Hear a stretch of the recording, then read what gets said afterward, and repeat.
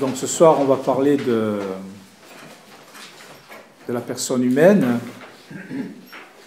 Donc pour aider à lire les œuvres de Jean de la Croix et Thérèse d'Avila, et puis aussi pour mieux se connaître soi-même. Donc l'anthropologie, anthropologie ça veut dire la vision de l'homme, quoi. La vision de l'homme, l'anthropologie que je vais présenter, c'est une anthropologie classique, hein, c'est-à-dire ça vient d'Aristote, philosophe grec du IVe siècle avant Jésus-Christ, donc a repris saint Thomas d'Aquin au Moyen-Âge, et puis a repris saint Jean de la Croix. Alors c'est une anthropologie qui est classique parce que l'Église catholique en tout cas a reconnu saint Thomas d'Aquin comme ce qu'elle appelle le docteur commun, c'est-à-dire que dans toutes les disciplines théologiques et anthropologiques, l'Église se base sur saint Thomas d'Aquin. Alors ça ne veut pas dire qu'elle s'enferme dans saint Thomas d'Aquin, parce qu'il y a d'autres docteurs, d'autres approches, mais disons que ça sert toujours quand même de repère. Voilà. Donc cette présentation, c'est une présentation classique. Donc ce n'est pas une présentation, disons, anthropologique comme le font les modernes, disons, toute la psychologie moderne, enfin Freud, etc., qui, eux, disons, essayent de voir un petit peu comment agissent les facultés, comment elles sont blessées, comment les guérir, voilà, explorer ce qu'elles portent, ces facultés, dans la mémoire, etc. C'est en quelque sorte une psychologie expérimentale. Hein, voilà, la psychologie moderne est en quelque sorte une psychologie expérimentale. Hein, voilà. Tandis que là, avec saint Thomas d'Aquin et saint Jean de la Croix, on se base sur une psychologie simplement qui est liée à la métaphysique. Hein. On prend les... Voilà. On prend les facultés telles qu'elles sont. Voilà. On ne cherche pas à comprendre tellement à quel point elles ont été blessées, à quel point elles possèdent des choses en elles-mêmes, d'abord, mais on va les prendre en elles-mêmes. Hein, voilà. On va les nommer pour elles-mêmes.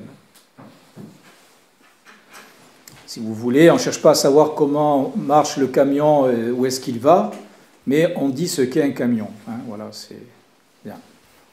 Et donc, c'est ce que je vais faire ce soir. Alors, ça ne veut pas dire qu'on ne va pas essayer de voir comment marche le camion, parce que le camion, il est fait pour marcher, mais on s'attardera moins à savoir quel paysage il traverse, le camion, etc. Hein, c'est pas une analyse, disons, psychologique, c'est plutôt métaphysique. Bien. Alors, vous voyez sur le dessin là, que j'ai fait, là, vous avez un visage et un cœur en 3 parties.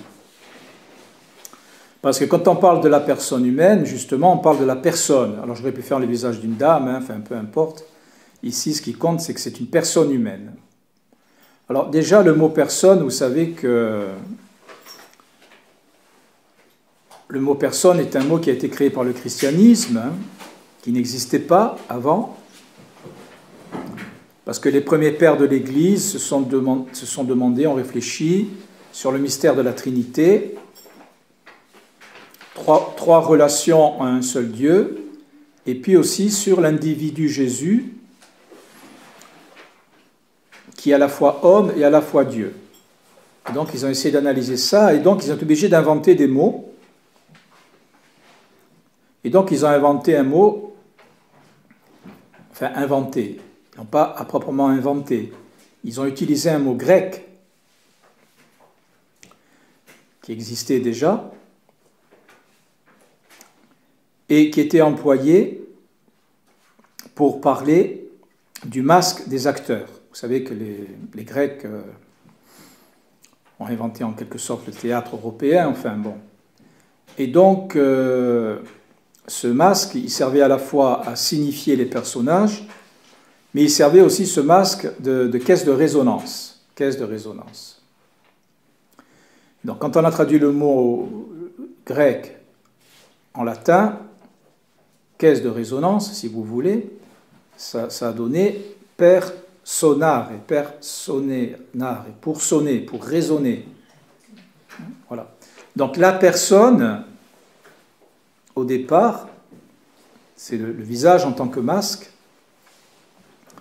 et en tant que ça résonne, si vous voulez, donc c'est pas l'individu en général, c'est tel ou tel personnage, justement. Hein, voilà.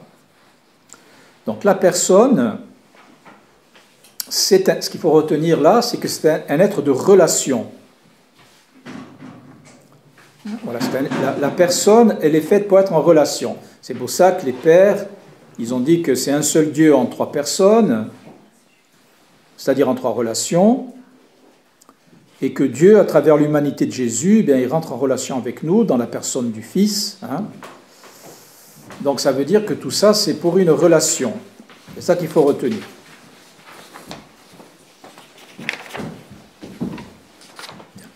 Alors, justement, comment la personne rentre-t-elle en relation? Comment rentrons-nous en relation? Et d'abord, nous rentrons en relation avec quoi et avec qui? Alors le mot relation, là, il faut le prendre au sens large. Hein. Nous rentrons en relation avec le monde qui nous entoure. Ben, très concrètement, nous rentrons en relation avec le cosmos, avec la terre, avec les plantes, avec les minéraux, avec les animaux. Voilà. Et donc, pour rentrer en relation avec les animaux, les végétaux, les plantes, etc., nous avons un premier niveau de relation qui est le corps. Et donc, c'est le cercle là du cœur. Donc, j'ai fait un cœur. C'est le cercle du cœur le plus extérieur. Alors, j'ai fait un cœur pourquoi? Parce que qui dit relation dit connaissance et amour. Hein, je connais telle fleur, j'aime telle fleur. Je connais tel gâteau, j'aime tel gâteau. Et donc le cœur, alors là c'est une notion qui est plutôt biblique, plutôt qu'aristotélicienne. Hein. Mais tout ça se rejoint. Hein. Parce que la vérité, d'où qu'elle vienne, que ce soit d'Aristote ou de la Bible, voilà. D'ailleurs, Aristote avait une grande importance au Moyen-Âge. Voilà. Bien, en tout cas, ce qu'il faut retenir ici, c'est relation et connaissance et amour. Qui dit relation, dit connaissance et amour. Donc, avec mon corps, c'est la partie A, grand A. Vous voyez, à gauche dans le carré, là, j'ai mis à quoi correspondent les différents niveaux. Donc, vous avez, pour entrer en relation avec l'extérieur, 5 sens externes. Vous voyez, c'est marqué en haut à gauche, là. La vue, l'odorat, le toucher, etc. Les 5 sens. Donc, je vois la fleur, je respire la fleur, je vois le gâteau, je respire le gâteau, je mange le gâteau, je touche le gâteau. Hein. Bon, voilà, je rentre en relation. Bien. Une fois que je suis rentré en relation avec le monde extérieur, ce monde extérieur, eh bien, je vais pouvoir le garder en moi. Je vais pouvoir le garder en moi pour pouvoir continuer à rentrer en relation avec le monde. C'est-à-dire que, une fois que je sais qu'une voiture, ça sert à rouler et à me déplacer, quand je vois une voiture, eh bien, je rentre dedans pour me déplacer et pour rouler. Mais il a fallu que, disons, ce qui est une voiture, ça rentre en moi. Donc ça rentre où? Dans ma mémoire. Et donc la mémoire, elle a des sens aussi, elle en a deux, mais qui ne sont pas externes, qui sont internes. C'est marqué là, vous voyez, marqué M-E-M, là, en 2, numéro 2, c'est la mémoire. au centre, là, mémoire. Il y a une flèche qui marque 2 sens externes. Bien. Donc là, je peux tout à fait, avec mon imaginaire, imaginer de voir en moi une voiture. Je peux imaginer de voir telle fleur. Je peux imaginer que je la respire aussi, que je sens son odeur. Je peux même imaginer que je la touche. Hein, je peux avoir une certaine sensation du toucher, etc. Donc je peux rentrer en relation par ma mémoire. Alors là, ce sera une relation qui est virtuelle, mais quand même, ça me sert à vivre. C'est-à-dire, une fois que j'ai vu que la gare est à Montpellier et que dans la gare, il y a des trains pour se déplacer, ça rentre dans ma mémoire, et donc je sais où est la gare à Montpellier, je sais que ce qui roule là, c'est des trains qui m'amènent à Narbonne, par exemple. Et puis je sais que le petit papier là, c'est un billet de train, donc je sais où il faut le mettre. Pourquoi? Parce que tout ça est rentré en moi par mes 5 sens externes. Donc si quelqu'un naît sourd, aveugle, muet, qui n'a pas le sens du goût ni le toucher, il n'a aucun moyen de faire rentrer en lui des connaissances de type naturel. Vous voyez, il est complètement... Donc ça, c'est disons un adage d'Aristote, hein, qui est repris par saint Thomas. Rien ne rentre dans l'âme, c'est-à-dire en nous, qui n'était d'abord perçu par les 5 sens. Bien. Donc ça rentre à l'intérieur de moi. Bon. Alors, jusque-là, quand ça rentre à l'intérieur de moi, c'est la partie B. C'est plus le corps. La mémoire, c'est plus le corps. C'est plus intérieur. Vous voyez, on va aller de profondeur en profondeur. Donc c'est ce que Aristote appelle l'âme. L'âme. Ce que Jean Lacroix appelle le sens au singulier. Ce que nous appelons aujourd'hui la psychologie, l'affectivité. Donc l'âme. Donc l'âme, ça vient d'un mot latin, anima. C'est un principe spirituel qui anime mon corps. Donc j'ai un principe spirituel qui anime mon corps. C'est-à-dire que plus profond que tous mes sens externes et internes, il y a en moi une liberté. C'est-à-dire, je vois le gâteau, donc avec mes 5 sens, ça rentre en moi, dans ma mémoire, et je me rappelle, ça c'est un gâteau, et c'est bon. Oui, bien sûr, prenez-les tous, comme ça c'est un gâteau qui rentre. Ça rentre en moi, et je sais que c'est un gâteau, je sais que c'est bon, par expérience, je sais que c'est bon. Bien. Alors l'âme, là, comment je me rends compte que l'âme, en fait, c'est un principe spirituel qui va animer le corps. Comment je vais m'en rendre compte? Je vais m'en rendre compte que, malgré que je sais que c'est un gâteau, malgré que je sais que c'est bon le gâteau, et malgré que j'ai faim, si c'est le vendredi saint, par exemple, je peux décider de ne pas manger le gâteau. Ça veut dire que plus profond que mes 5 sens externes qui voient le gâteau, plus profond que mes 2 sens internes qui sait que c'est bon et qui va attiser l'affectivité, il y a quelque chose de plus profond qui est ma liberté, qui est un principe spirituel. Et donc c'est mon âme. Vous voyez? Une âme spirituelle, c'est-à-dire qu'elle anime le corps, mais elle n'est pas, disons, esclave du corps. Si un chat ou un chien a faim, il n'a pas mangé depuis 3 jours, que vous lui mettez sa pâtée préférée, vous aurez beau lui expliquer que c'est vendredi saint, il se jettera sur la pâtée, et c'est normal, parce que lui, il a une âme animale. C'est-à-dire, son âme, elle anime pour des fonctions corporelles et psychiques, c'est tout. Tandis que mon âme, en même temps, elle peut s'animer pour quelque chose qui dépasse le sensible, le psychique, et qui est spirituel, qui est un autre niveau de relation,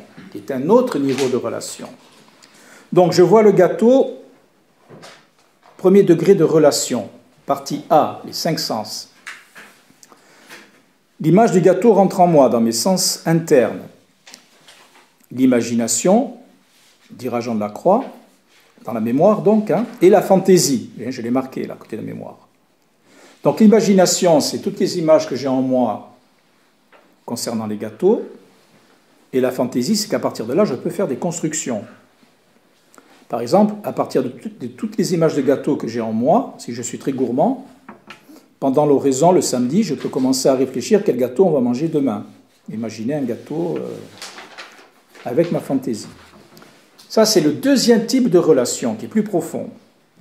Mais il y a un troisième type de relation qui est le principe spirituel. Et ça, c'est dans la partie C.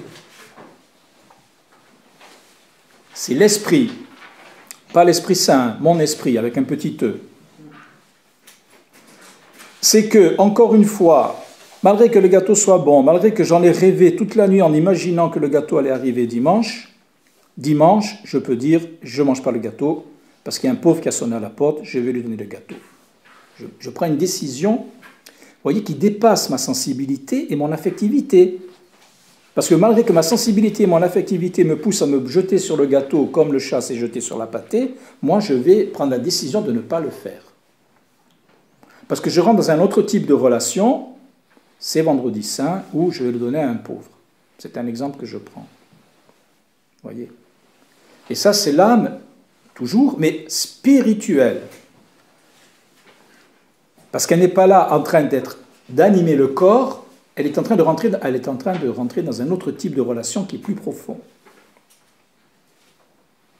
Donc l'âme, pour rentrer dans ce type de relation plus profond, elle a trois puissances,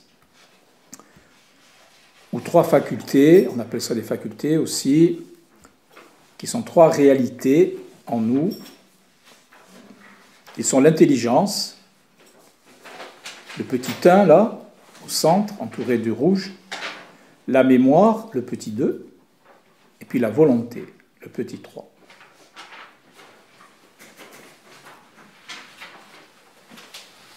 Pour qu'un acte soit vraiment humain,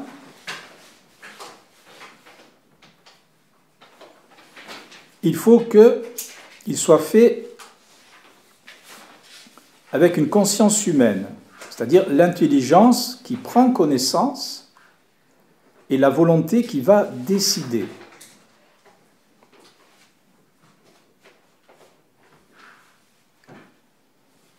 Cette intelligence, cette volonté, pour agir, elle va se servir de la mémoire. Je vois le gâteau, ça rentre en moi. On m'a déjà montré plusieurs gâteaux et je sais que ce sont des gâteaux. Donc j'ai ça dans ma mémoire. Donc je vais dire, mon intelligence va dire, c'est un gâteau. Le concept de gâteau. Je vais avoir envie de manger le gâteau, mais c'est ma volonté qui peut décider de ne pas manger le gâteau.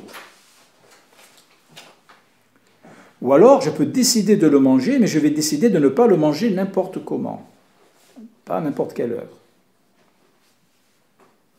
Alors, pourquoi j'ai cette indépendance de ma conscience, intelligence et volonté? Parce que je suis fait pour une relation plus haute que le monde qui m'entoure, et qui est la relation avec Dieu. Donc l'âme spirituelle, dans la Bible, vous l'avez au début, dans le livre de la Genèse, on nous dit que Dieu, il fait les animaux en les tirant de la terre, il fait l'homme en le pétrissant de la terre aussi, et puis il va souffler Dieu dans ses narines, un souffle, un roi, en hébreu roi, un souffle, un esprit. C'est l'âme spirituelle. Donc mon âme, tout en étant là pour ranimer mon corps comme les animaux, elle a un destin qui est plus grand, plus haut, qui est de rentrer en relation avec Dieu, pur esprit. Si vous voulez, les chats, ils ne font pas oraison. Des fois, on a l'impression qu'ils font raison, mais non, ils ne font pas raison. Alors moi, j'aime beaucoup les chats, je respecte les chats, je ne veux pas dénigrer les chats. Hein. Bon. Mais voilà.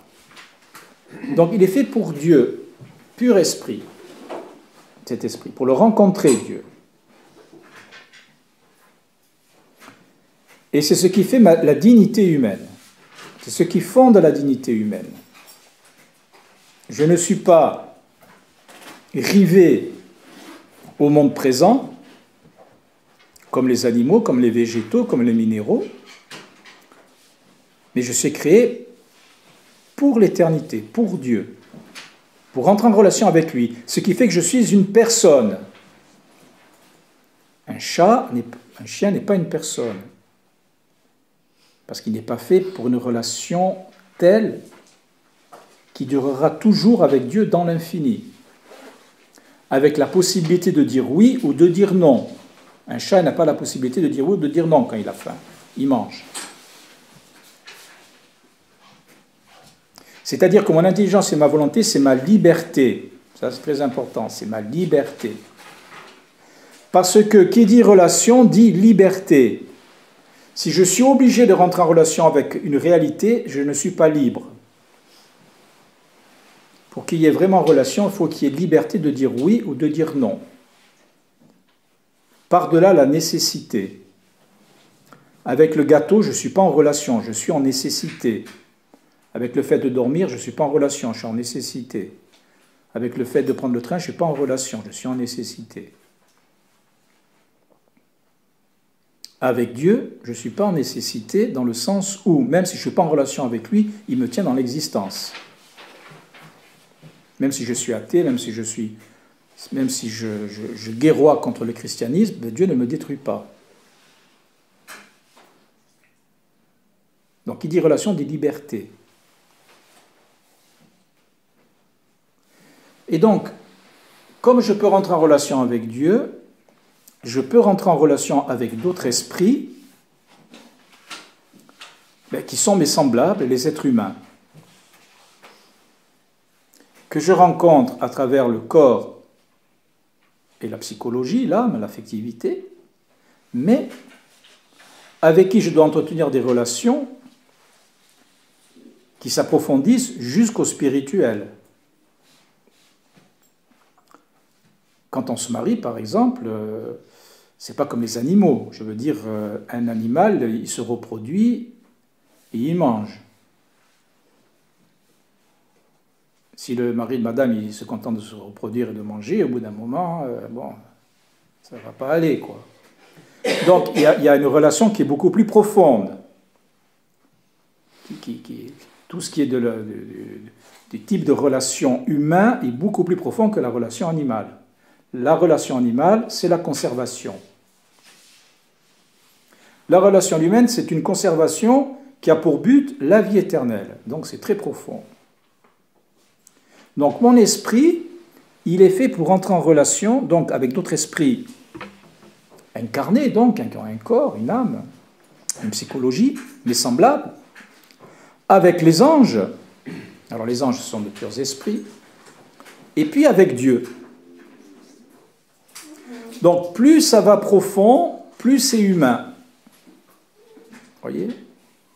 Le corps, comme les animaux, l'âme, psychologie, affectivité, comme les animaux aussi, mais l'esprit, voilà, il est fait pour l'éternité, il est fait pour rencontrer Dieu, il est fait pour rencontrer les autres aussi qui vont vers Dieu, pour aider les autres à rencontrer Dieu.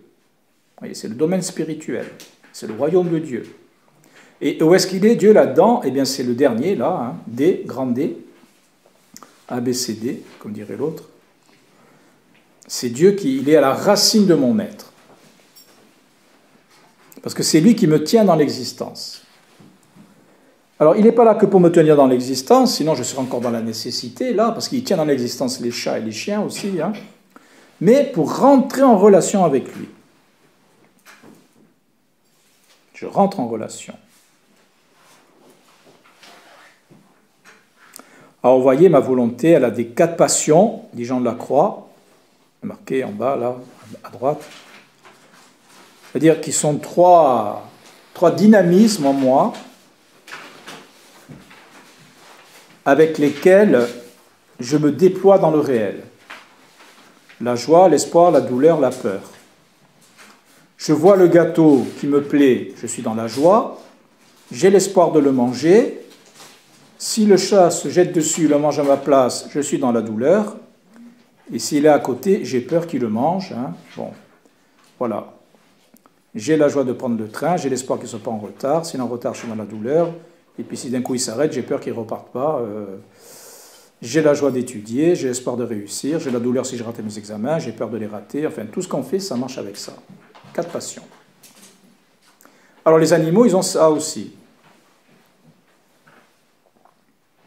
Mais nous, c'est beaucoup plus profond parce que ça peut s'appliquer à des réalités, encore une fois, qui ne sont pas matérielles, mais qui sont de l'ordre de l'esprit. Dans les autres êtres humains, dans les anges et en Dieu.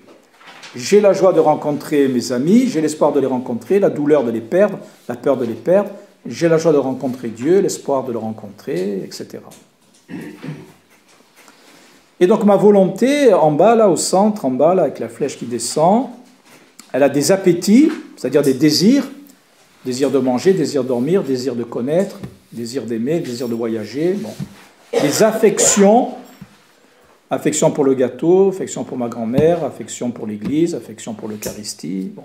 Des sentiments, sentiments pour ma grand-mère, sentiments pour mon chat, sentiments pour l'Eucharistie, mais plus ça va profond, plus c'est spirituel. Le chat, il a des appétits, des affections et des sentiments, mais ça s'arrête au monde matériel. Nous, c'est spirituel.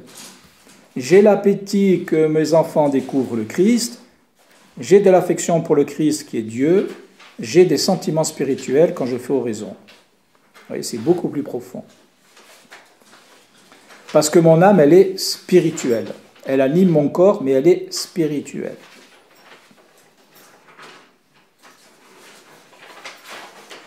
Alors,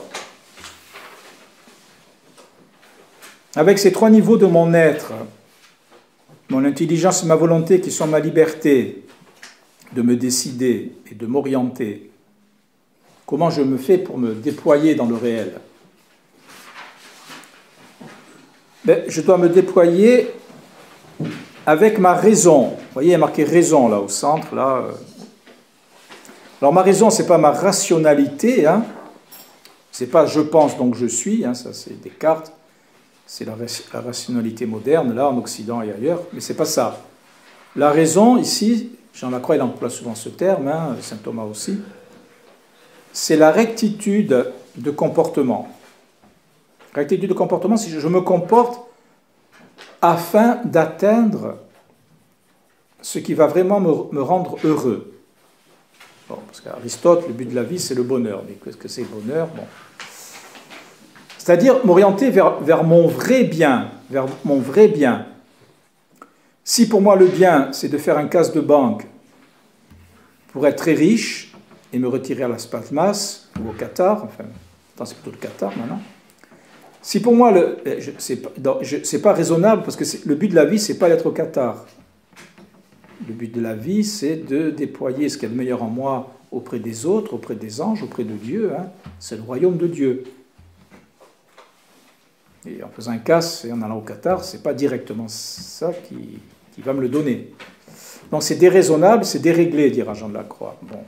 Donc un acte raisonnable, c'est un acte qui fait que j'atteins une fin vraiment humaine. C'est-à-dire la communion avec Dieu, la communion avec les autres, spirituelle. Donc, pour que mes actes soient vraiment humains et soient donc raisonnables, en ce sens que je viens de dire là, j'ai 2 facultés naturelles. Vous voyez, c'est marqué là, 2 facultés naturelles en dessous le menton du monsieur là. À gauche, vous avez le concupiscible, qui est mon désir. C'est pas que la sexualité, il y a la sexualité là-dedans, mais il y a tous les niveaux de l'être. Et puis il y a l'irascible. Alors l'irascible, c'est pas que je me mets en colère pour n'importe quoi. Ce sont des facultés qui sont bonnes là, hein, concupiscible, irascible. Donc je désire, concupiscible, et je lutte pour atteindre. Je désire et je lutte pour atteindre. Je vois le gâteau, je vais avoir un désir sensible et affectif de manger le gâteau. Le chat se précipite sur le gâteau, je lutte pour filer un coup de pied au chat pour manger le gâteau à sa place. L'irascible. Bien. Bon. Je désire Dieu, concupiscible, et donc je fais oraison. Mais comme je suis un gros fainéant, au lieu de faire une demi-heure ou une heure, je fais 10 minutes. Donc je vais me mettre en colère contre moi-même et je vais lutter pour faire plus. 20 minutes par exemple. Je dois me convertir, donc je dois arrêter de faire ci, de faire ça. J'ai le désir de me convertir, mais je vais lutter, l'irascible. Pourquoi? Pour me convertir, pour agir selon la raison, c'est-à-dire selon le royaume de Dieu. Donc quoi que je fasse, j'ai ces deux facultés. Alors ces deux facultés, ces 5 sens, ces 2 sens internes, ces passions, tout cela, ça peut être employé pour le mal. Je désire faire un casse de banque pour aller au Qatar. Il y a des policiers devant, donc je vais lutter pour pas qu'il y ait de policiers devant et je vais arriver, je vais les zigouiller, par exemple. Bon, voilà. Donc on peut prendre des tas d'exemples comme ça pour dire qu'on peut faire le mal avec nos puissances. Voilà. Bien. Alors, puisque nous sommes dans une école d'oraison, il faut parler, disons, plutôt que de parler de nos relations avec le Qatar, avec les gâteaux, parler de nos relations avec le Seigneur, avec Dieu. Alors, nous sommes, nous, des êtres créés. C'est-à-dire que nous n'existons pas directement par nous-mêmes. Nous avons été procréés par nos parents, mais ce n'est pas nos parents qui ont inventé la machine à faire des bébés. C'est quelqu'un d'autre. C'est-à-dire c'est Dieu. Dieu qui nous tient dans l'être, qui nous a créés. Il ne nous a pas créés il y a 6000 ans, puis après il est allé se reposer, puis après on se débrouille. C'est-à-dire il nous tient dans l'être seconde après seconde. Bon, il nous tient dans l'être. Dieu nous tient dans l'être. Donc il est à la racine de notre être, et nous émanons de lui, enfin voilà, librement, parce qu'on peut se couper de lui, ce qu'on appelle l'enfer. Bon. En tout cas, même si on est en enfer, il nous tient toujours dans l'existence. Même si en enfer, il paraît-il, il fait très chaud. Enfin, Dante Alighieri, il dit qu'il fait très froid, mais le froid très fort, ça brûle aussi. Bon, peu importe ici. Donc il me tient dans l'être. Et donc je peux rentrer en relation avec lui. Alors pour rentrer en relation avec lui, vous avez là la flèche qui part à gauche, là, à partir du D. Nous avons 5 sens spirituels. Les 5 sens externes sont faits pour entrer avec le monde extérieur, rentrer en relation avec le monde extérieur. Les 2 sens internes, c'est pour emmagasiner ce que j'ai connu extérieurement et puis l'éprouver intérieurement. Et par là, je peux rentrer en relation avec mes semblables, les êtres humains, en ayant de l'affection, des sentiments, etc. Mais j'ai des sens qui sont plus profonds, qui sont les sens spirituels. Et tant que Dieu ne les touche pas, ces sens spirituels, je ne sais même pas que je les ai. Vous voyez ? Ils sont faits pour être touchés par Dieu directement. Donc, je suis créé, j'ai des sens spirituels pour être touché directement par Dieu. Mais comment je fais, moi, pour être touché par Dieu? Parce que Dieu, je ne le vois pas. Que mes semblables, ils ont un esprit, je le devine. Je devine que le regard de mon épouse ou de mon époux a plus de profondeur que le regard de mon chien. Il y a quelque chose d'autre quand même. Il y a une âme spirituelle. Mais Dieu, lui, Dieu c'est un pur esprit. Et puis je suis créé, moi, donc je suis fini, je suis limité, je suis mortel. Si je tombe sur les rails et que le train passe, eh bien voilà, je suis mort. Donc Dieu, il est infini, et moi je suis fini. Dieu, il est incréé, et moi je suis créé. Dieu est pur esprit, et moi, pour entrer en relation, je suis obligé de passer par mes 5 sens. Je suis obligé, puisque je suis une âme dans un corps. Et rien ne rentre dans mon âme qui ne rentre d'abord par mon corps.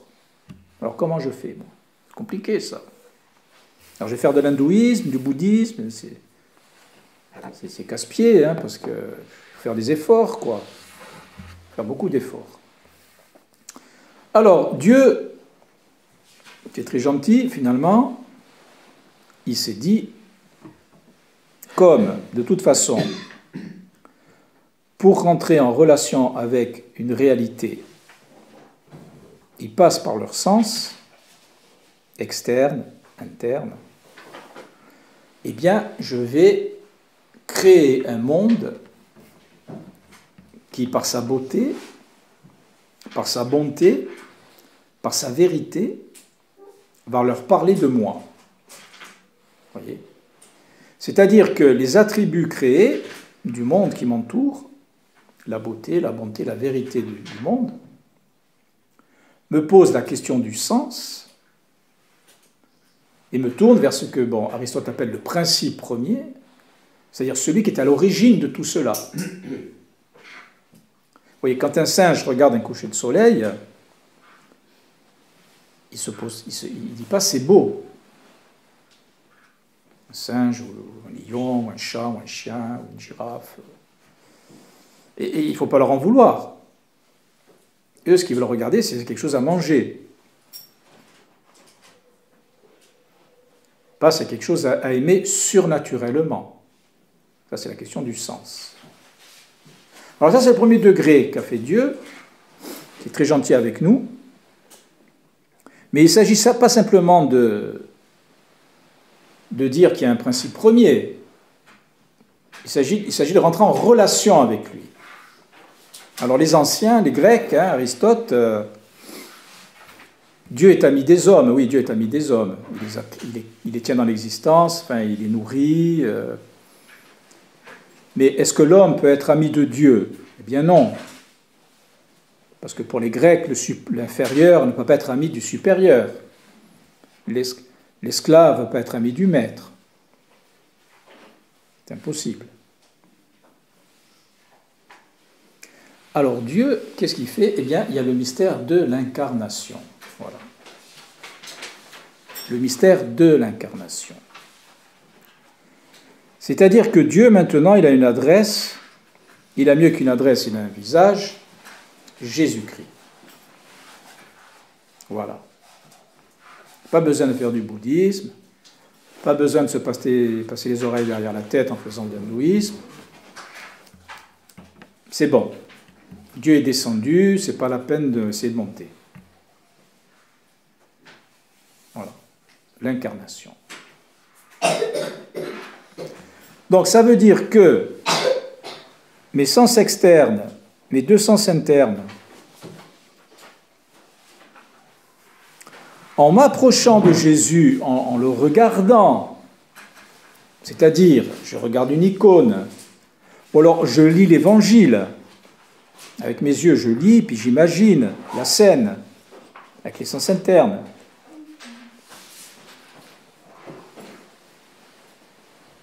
Je commence à rentrer en relation avec lui. Mais alors, Jésus, il est Dieu. Est-ce qu'il va toucher directement mes 5 sens spirituels? Quand je regarde une image, quand je lis l'Évangile? Mais pas nécessairement. Qu'est-ce qui manque alors? Qu'est-ce qui manque?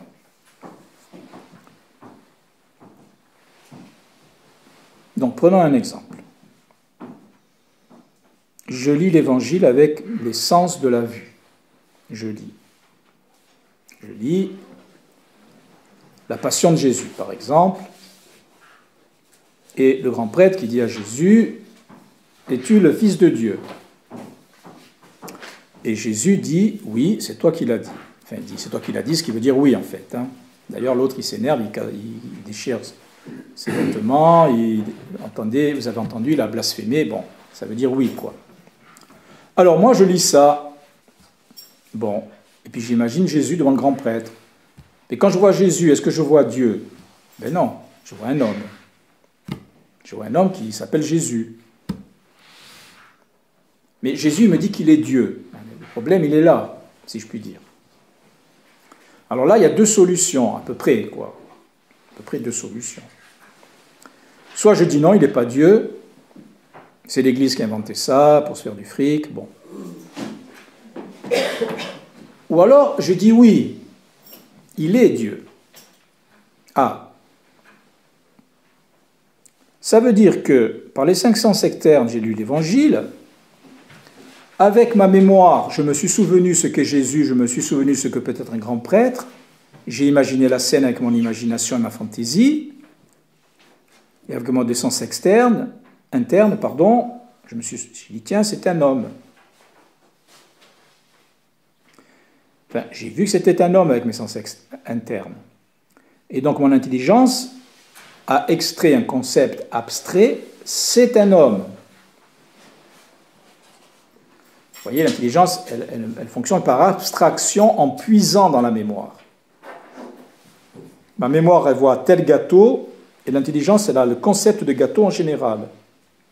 Ma mémoire, elle voit tel individu, Jésus, et l'intelligence, elle généralise en mettant le concept, c'est un homme. Mon intelligence va dire, c'est un homme. Mais ça, bravo, c'est un homme, oui, c'est bien. Elle a fait un acte naturel, là, mon intelligence. Jésus, c'est un homme, oui, bien sûr. Pas besoin de faire des études supérieures pour voir que Jésus, c'est un homme. Par contre, quand elle va dire, oui, il est Dieu, alors là, elle fait un acte de foi. Et donc un acte surnaturel qui dépasse ses capacités naturelles, parce que la capacité naturelle ne peut lui dire simplement que c'est un homme. C'est tout. Quand elle dira oui, il est Dieu, elle fait un acte de foi, c'est-à-dire qu'elle dit oui à Dieu qui se donne à elle à travers Jésus. Et donc là, elle entre dans le pur spirituel, dans l'union avec Dieu. La foi est un contact direct avec Dieu qui se révèle, c'est-à-dire qui se donne.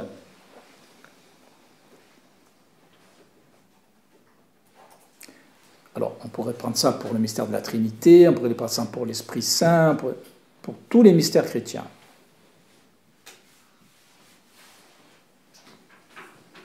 C'est-à-dire que ça dépasse mon intelligence sans contredire mon intelligence, mais ça me fait rentrer dans un mystère qui me dépasse, Dieu lui-même qui se donne à moi, puisque nous sommes toujours au niveau de la relation, à travers Jésus, à travers la Trinité, à travers la Vierge Marie, etc. Une femme qui enfante Dieu, par exemple. Une femme qui enfante Dieu. Qu'est-ce que c'est encore que cette histoire? Il y a Théotokos.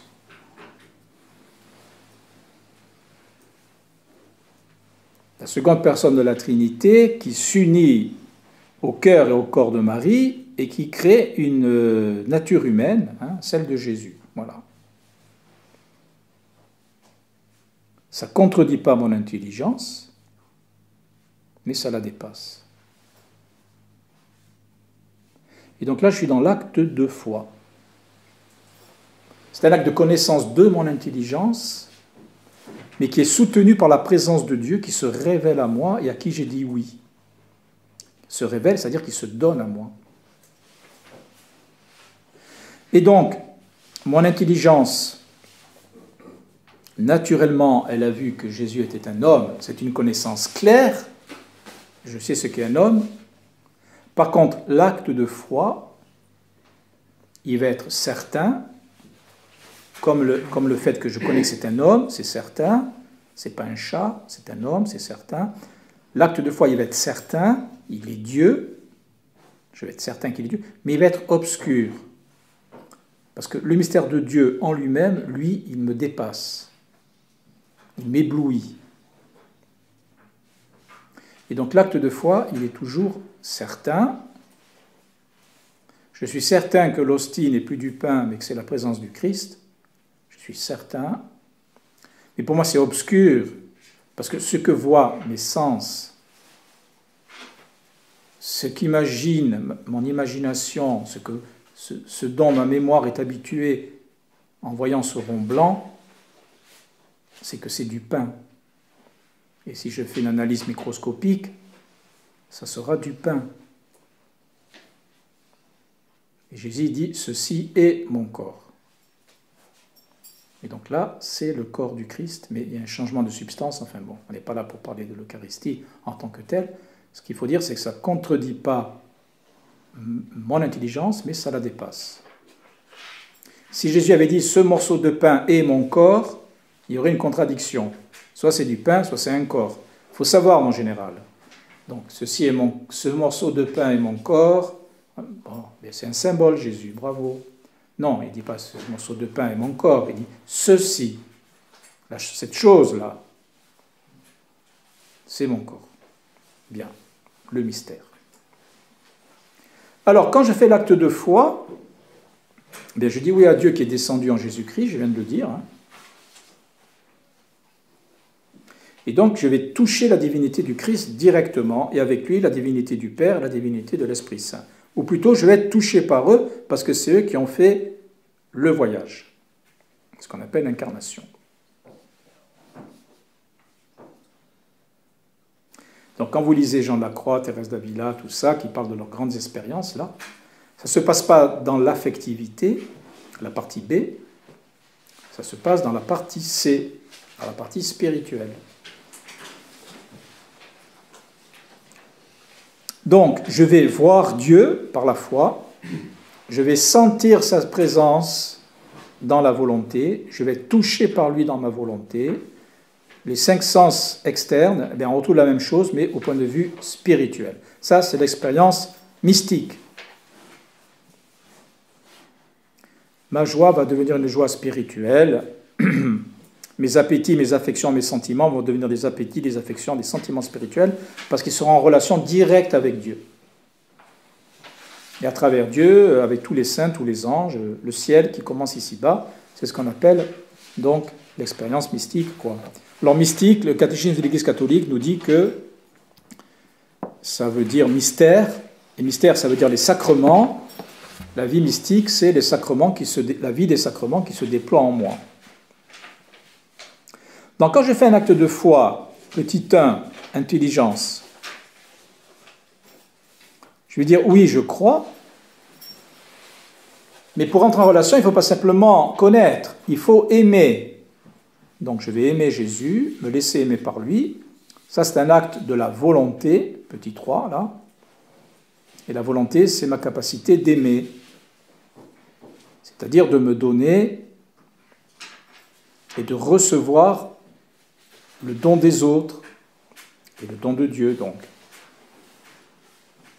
Et là, ça sera donc la charité.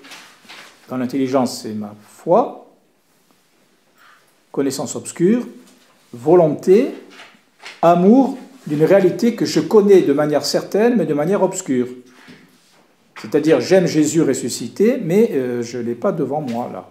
Enfin, je l'ai devant moi, ou plutôt je suis en lui, mais je ne l'ai pas de manière claire, comme je vois que cette montre est là. C'est un mystère.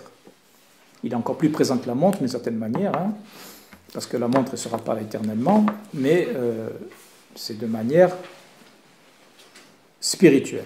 Ça ne veut pas dire qu'il n'a pas un corps, mais c'est un corps qui est entièrement spiritualisé dans le mystère de Dieu.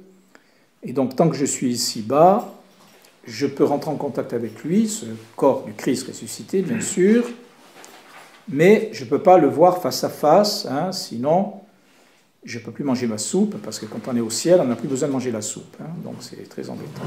Voilà. Et donc, toutes ces expériences de Dieu, je peux les garder en moi par ma mémoire spirituelle. Ma mémoire, elle est sensible,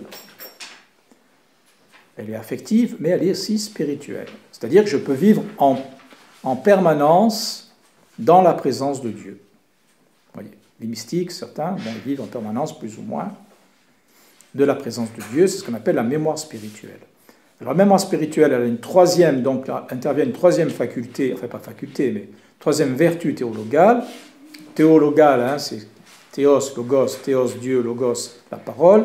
C'est ce qui nous met donc en relation avec Dieu, et c'est l'espérance. J'espère que Dieu va remplir et guider ma vie. Parce que ma mémoire, c'est le lieu où je possède toutes mes expériences. Je possède toute mon histoire. Et donc quand je possède Dieu, mon expérience, c'est le royaume de Dieu, et mon histoire devient histoire sainte. Et donc vous avez les trois vertus théologales là. La foi, intelligence, charité, volonté, et l'espérance, mémoire. Donc quand je fais oraison, je me sers de mes sens externes, je me sers de mes sens internes, mais pour faire des actes de foi, de charité et d'espérance, petit à petit, avec 3 puissances spirituelles qui vont puiser dans l'imagination, grâce à la fantaisie, pour méditer, etc. Et ça me porte à m'unir au Christ, qui se donne à moi dans l'oraison, et donc je deviens vraiment une personne humaine. Parce que ça, les kangourous, ils ne peuvent pas le faire. Bon, nous, on ne peut pas sauter comme des kangourous, mais bon, chacun fait ce qu'il peut. Hein. Mais voilà, nous, on peut faire ça, on peut rentrer en relation avec Dieu. Voilà, parce qu'il est venu, parce qu'il est descendu. Hein. Dans le mystère de l'incarnation, donc dans le mystère de l'Église, dans le mystère des sacrements, la vie d'oraison n'étant que, justement, comme je viens de le dire, le déploiement en nous des sacrements. J'ai été plongé dans le Christ au baptême, donc l'oraison me plonge dans le Christ. À l'Eucharistie, je mange Jésus, donc à l'oraison, Jésus me mange, enfin Dieu me mange, hein, comme dirait saint Augustin. À la confirmation, j'ai reçu l'Esprit Saint, donc à l'oraison, je suis brûlé par l'Esprit Saint, etc., etc. Si je puis dire, il y a 7 sacrements, comme vous le savez.